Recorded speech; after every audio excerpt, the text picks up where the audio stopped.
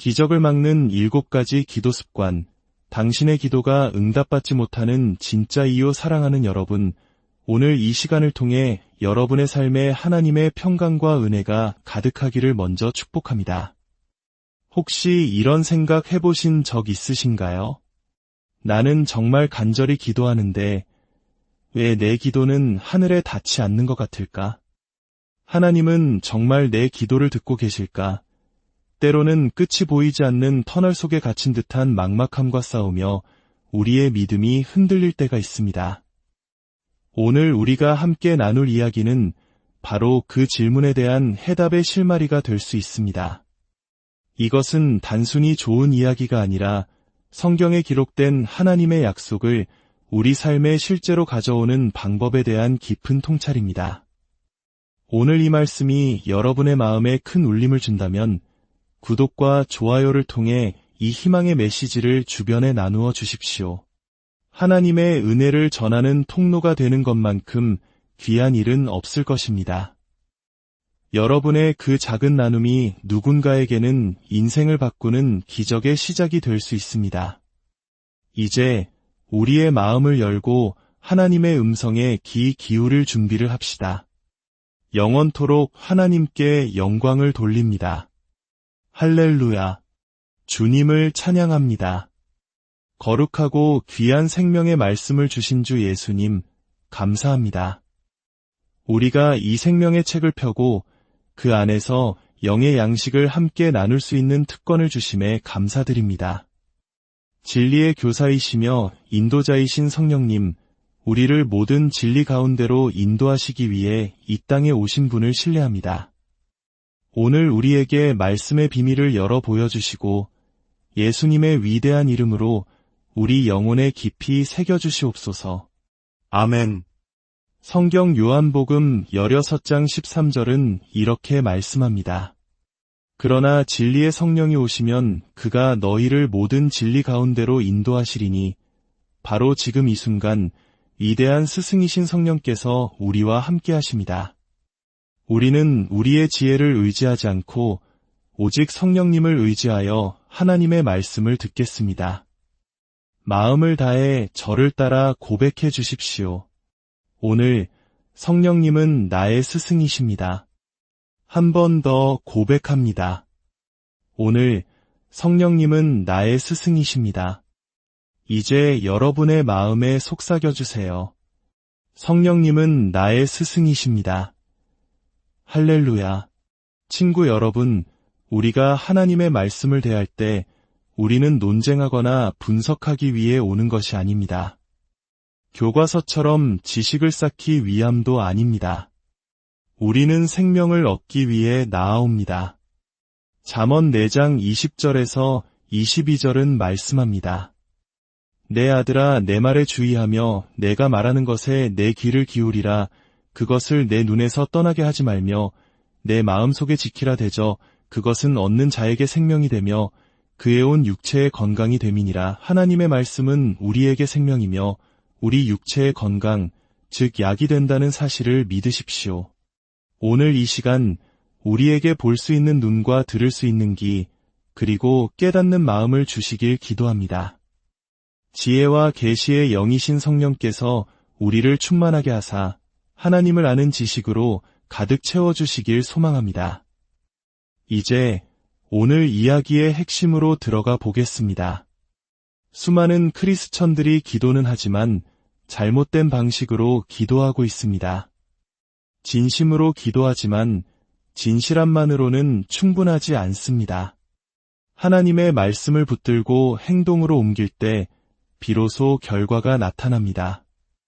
오늘은 기적의 흐름을 가로막는 7가지 기도 습관에 대해 나누고 성경 말씀을 통해 그것들을 바로잡아 여러분이 하늘로부터 오는 모든 좋은 것을 매 순간 받아 누릴 수 있도록 돕고자 합니다.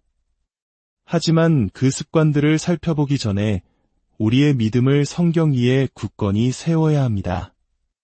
잠언 4장과 마가복음 11장을 펴 주십시오. 이 두 말씀이 오늘 우리의 기초가 될 것입니다.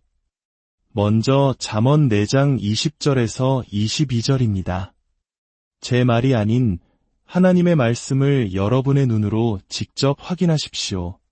내 아들아, 내 말에 주의하며 내가 말하는 것에 내 귀를 기울이라. 그것을 내 눈에서 떠나게 하지 말며 내 마음속에 지키라. 대저 그것은 얻는 자에게 생명이 되며 그의 온 육체의 건강이 됨이니라. 저를 따라 선포합시다. 하나님의 말씀은 나의 생명입니다. 하나님의 말씀은 내 육체의 건강입니다. 다시 한번 선포합니다. 하나님의 말씀은 나의 생명이며 내 온몸을 위한 약입니다. 하나님은 아마도라고 말씀하지 않으셨습니다. 가끔은이라고도 하지 않으셨습니다. 지금 이 순간 하나님의 말씀은 우리에게 생명이요 건강입니다. 히브리 원어 성경에서는 건강을 약으로 번역하기도 합니다. 하나님께서 우리에게 처방전을 써주신 것입니다. 하지만 약은 처방대로 복용해야 효과가 있습니다. 하나님의 말씀도 마찬가지입니다. 말씀에 주의하고 귀를 기울이고 마음에 지키라는 처방대로 행할 때 그 능력은 반드시 나타납니다. 이제 마가복음 11장 23절과 24절을 보겠습니다.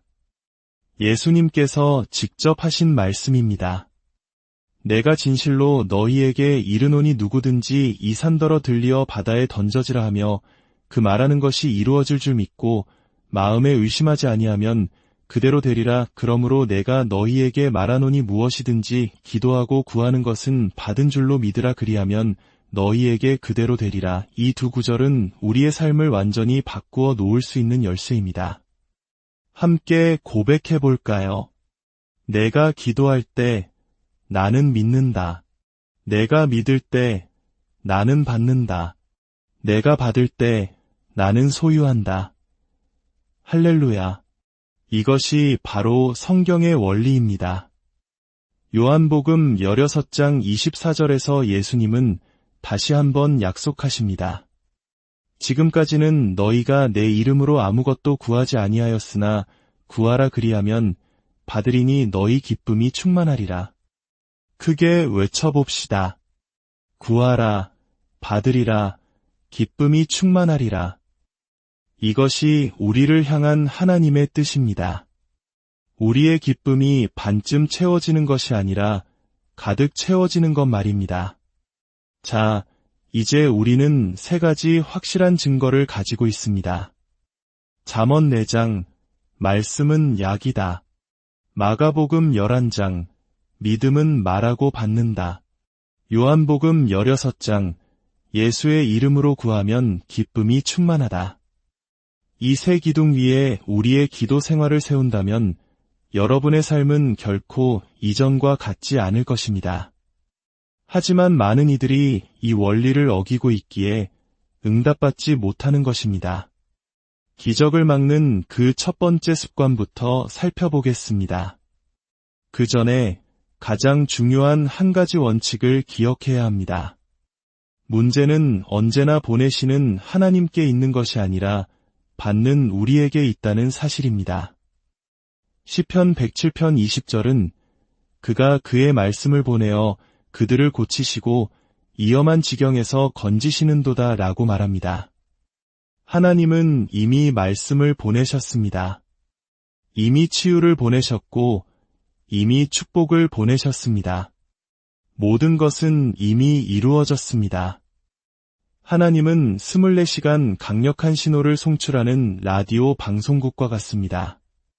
문제는 송신탑이 아니라 우리의 라디오 수신기가 다른 주파수에 맞춰져 있다는 것입니다.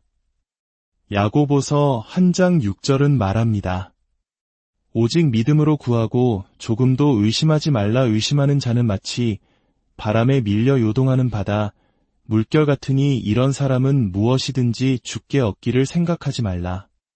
문제는 하나님의 편이 아니라 받는 우리의 편입니다.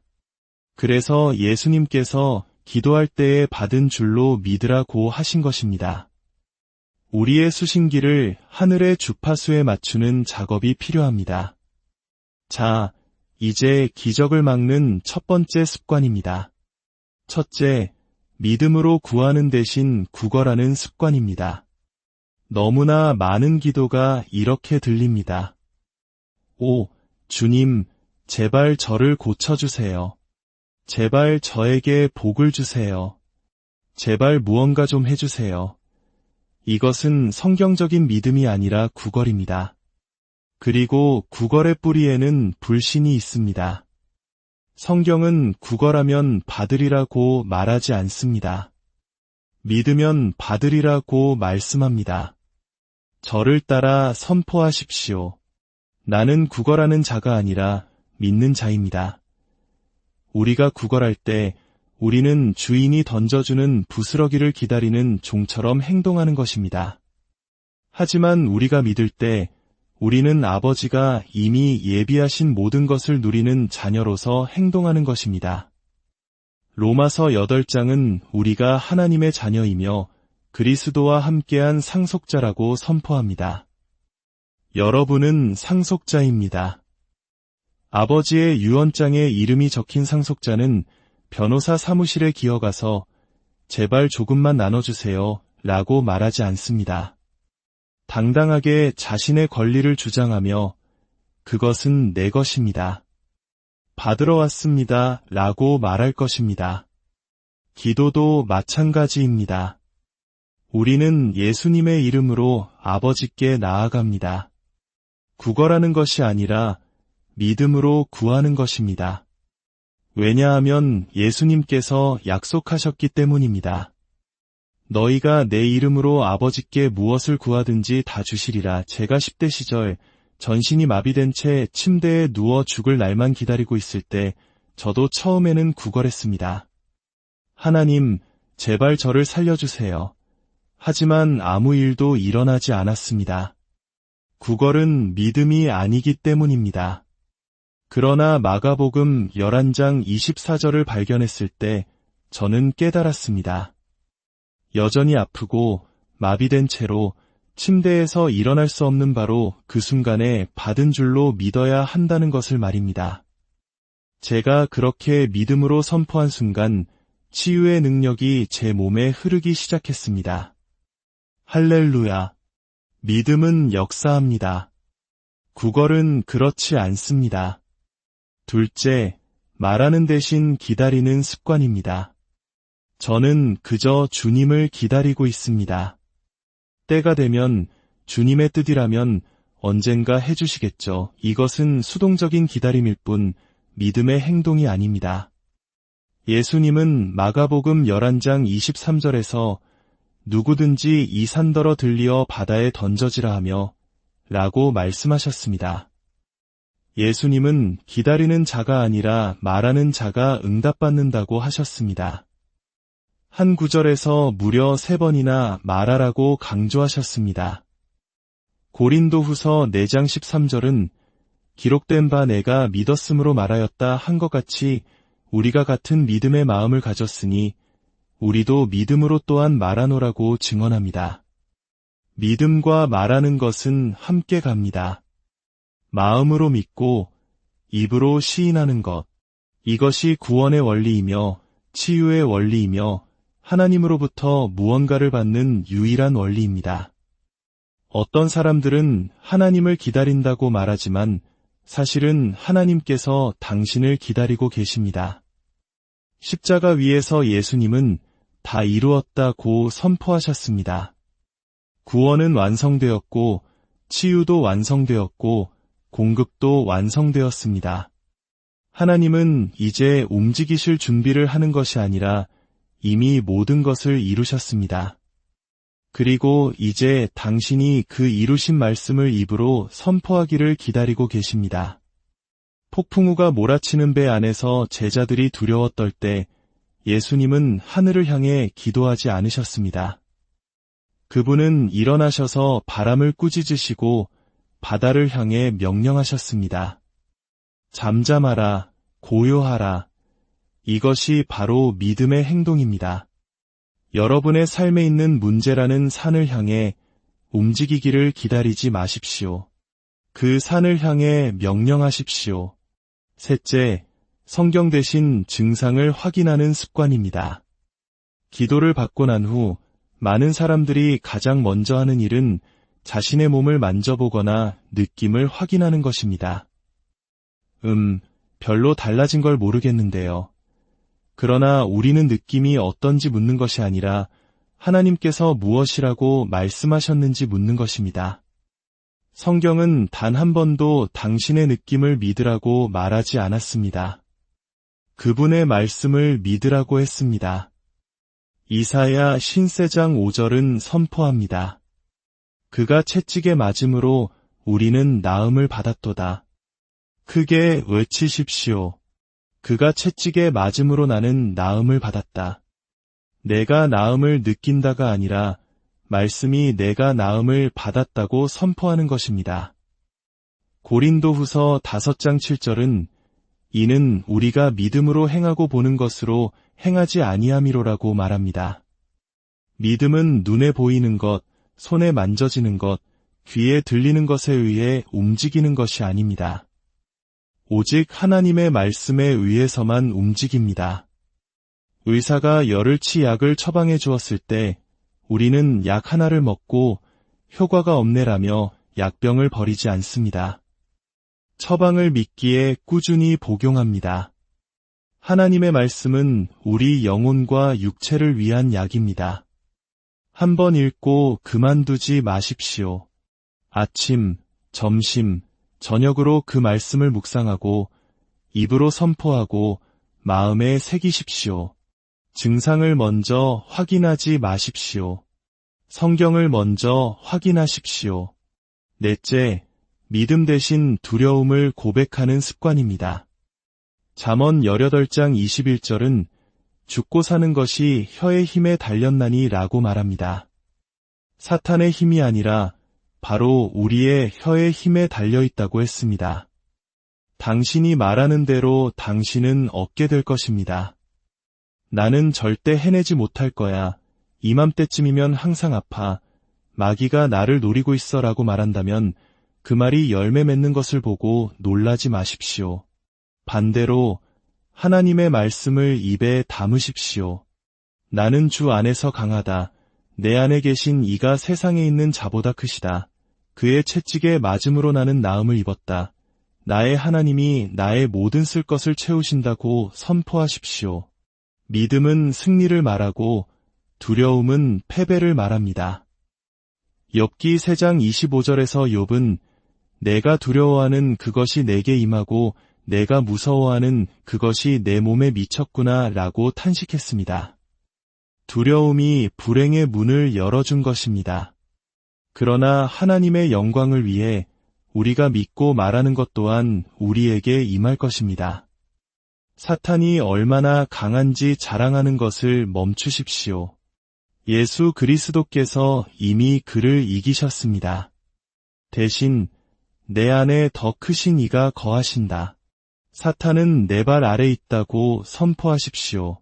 다섯째, 구체적인 기도 대신 모호한 기도를 하는 습관입니다. 주님, 그냥 저를 축복해 주세요.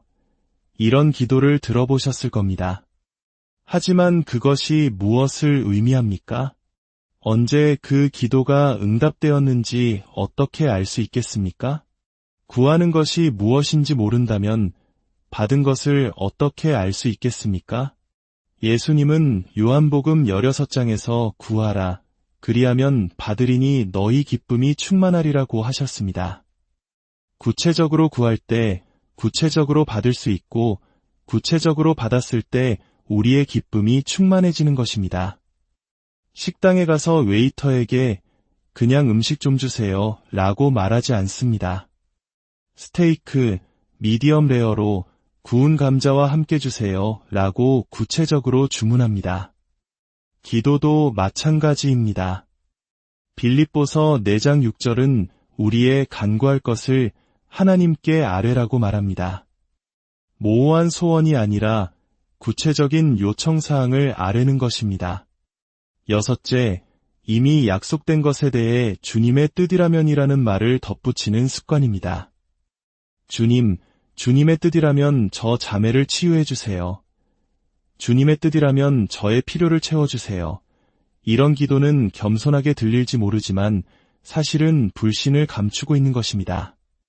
물론 우리가 하나님의 계획을 모를 때, 예를 들어 미래의 진로나 사역지를 놓고 기도할 때는 주님의 뜻대로 하옵소서라고 기도할 수 있습니다. 하지만 하나님께서 이미 그분의 말씀인 성경을 통해 명확하게 약속하신 것에 대해서는 만약이라는 단서를 붙일 필요가 없습니다. 그분의 말씀이 곧 그분의 뜻이기 때문입니다. 베드로전서 2장 24절은 우리가 이미 나음을 얻었다고 선포합니다. 이것은 논쟁의 여지가 없는 하나님의 뜻입니다. 빌립보서 4장 19절은 하나님께서 우리의 모든 쓸 것을 채우신다고 보증합니다. 저를 따라 선포합시다. 하나님께서 말씀하셨다면 그것은 그분의 뜻이다. 그것이 그분의 뜻이라면 그것은 나의 것이다. 그것이 나의 것이라면 나는 지금 그것을 취한다. 7째, 응답이 오기 전에 너무 빨리 포기하는 습관입니다. 이 지점에서 많은 신자들이 넘어집니다. 말씀을 듣고 기도하고 며칠간 고백하다가 하룻밤 사이에 응답이 나타나지 않으면 포기해버립니다. 그러나 갈라디아서 6장 9절은 우리가 선을 행하되 낙심하지 말지니 포기하지 아니하면 때가 이름에 거두리라고 약속합니다. 우리가 거둘 것이라는 약속에는 단 하나의 조건이 붙어 있습니다. 포기하지 아니하면 저를 따라 고백하십시오. 나는 낙심하지 않는다. 나는 포기하지 않는다. 나는 반드시 거둔다. 히브리서 10장 23절은 또 약속하신 이는 미쁘시니 우리가 믿는 도리의 소망을 움직이지 말며 굳게 잡고라고 권면합니다. 믿는 도리의 소망이란 바로 우리의 신앙 고백을 의미합니다. 당신의 눈에 무엇이 보이든, 당신의 몸이 어떻게 느껴지든 당신의 신앙 고백을 굳게 붙드십시오. 농부는 수확기가 되기 전에 씨앗을 파내지 않습니다. 믿음 또한 중간에 고백을 멈추면 역사하지 않습니다. 사탄이 아무 일도 일어나지 않잖아 라고 속삭일 때 웃으며 대답하십시오. 아니, 사탄아, 하나님의 말씀은 지금 내 안에서 강력하게 역사하고 있다. 당신의 몸이 여전히 아프다고 소리칠 때 외치십시오. 그가 채찍에 맞음으로 나는 나음을 입었다. 당신의 지갑이 비어 보일 때 선포하십시오. 나의 하나님이 그리스도 예수 안에서 영광 가운데 그 풍성한 대로 나의 모든 쓸 것을 채우시리라. 사랑하는 여러분, 오늘 우리는 기적을 막는 7가지 낡은 습관을 무너뜨렸습니다. 이제 그 자리에 믿음의 기초를 세워야 합니다. 잠언 4장의 말씀처럼 매일 하나님의 말씀에 주의하고 귀를 기울이고 마음에 지키십시오. 이 3가지를 실천한다면 당신은 더 이상 구걸하지 않고 믿음으로 구할 것입니다. 기다리지 않고 선포할 것입니다. 증상이 아닌 성경을 확인할 것입니다. 두려움이 아닌 믿음을 고백할 것입니다. 모호함이 아닌 구체성으로 기도할 것입니다. 만약이라는 의심 대신 담대함으로 약속을 붙들 것입니다. 그리고 결코 포기하지 않고 승리를 볼 때까지 굳건히 설 것입니다. 하나님은 신실하십니다. 그분은 거짓말하지 않으시고 그분이 하신 말씀은 반드시 이루십니다. 오늘부터 이 진리의 말씀을 여러분의 삶에 적용하십시오. 당신은 듣는 자가 아니라 행하는 자가 되십시오. 말씀을 입에 담고 마음에 품고 삶으로 살아내십시오. 매일 아침 다른 어떤 것보다 먼저 하나님의 말씀을 펴십시오. 당신의 삶을 향해 생명과 치유, 공급과 승리를 선포하십시오. 그리고 믿음의 스위치를 절대 끄지 마십시오. 이제 두 손을 들고 하나님께 감사합시다. 그분의 말씀이 우리 안에서 강력하게 역사하심에 감사합시다. 그분의 약속이 진실됨에 감사합시다. 우리가 이미 치유받았고 구원받았고 모든 필요를 공급받았으며 안전하게 보호받고 있음에 감사합시다. 영광을 하나님께 돌립니다. 이 믿음의 습관들이 당신의 삶에 뿌리내릴 때 당신은 기적을 보게 될 것이며 승리 가운데 걷게 될 것이며 말할 수 없는 영광스러운 기쁨이 가득한 삶을 살게 될 것입니다. 주 예수 그리스도의 이름으로 여러분 모두를 축복합니다.